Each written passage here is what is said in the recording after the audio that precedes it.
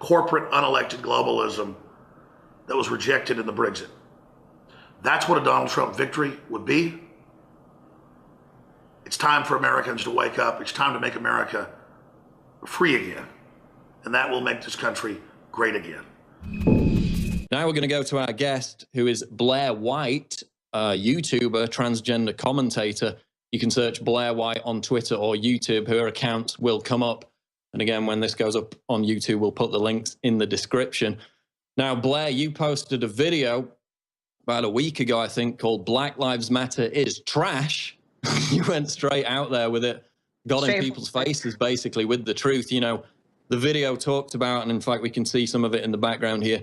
You talked about how these Black Lives Matter morons crashed this vigil to the Orlando massacre victims to reinforce their oppression Olympics hierarchy. And then you basically went through the fact that Black Lives Matter as a movement has completely failed. You know, we got race relations, the worst in modern history. We've got black people still killing each other in droves. Now Black Lives Matter, the ideology is inspiring actual terrorists to go out and kill people. And of course, the big one for me, millions of Americans are now not even interested in police brutality or addressing it as an issue because of its association with this colossally stupid, violent, and divisive Black Lives Matter movement. Now, you put out this video. Tell us what was in the video and what happened after you posted it.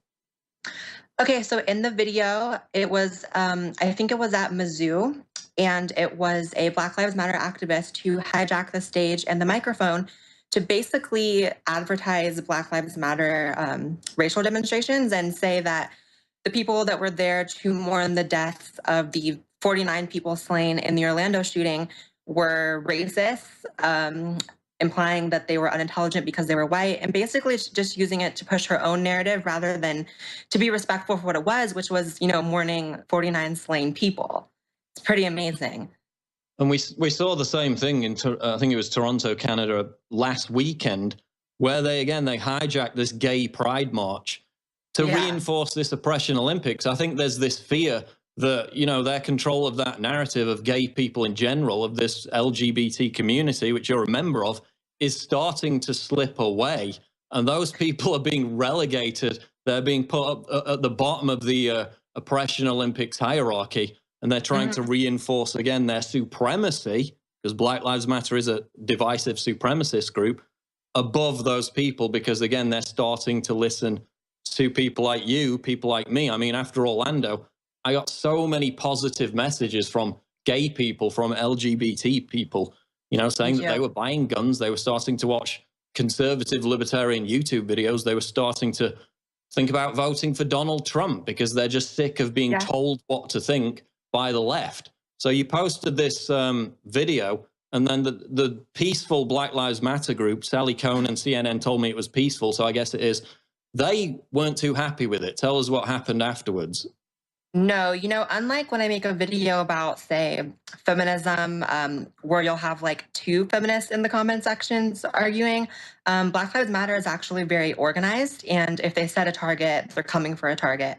And basically what happened was one prominent Twitter in the Black Lives Matter, I don't know, community shared my video. And then from there, it was just like they descended, which is totally fine because I make videos to encourage, you know, discourse and disagreement and everything.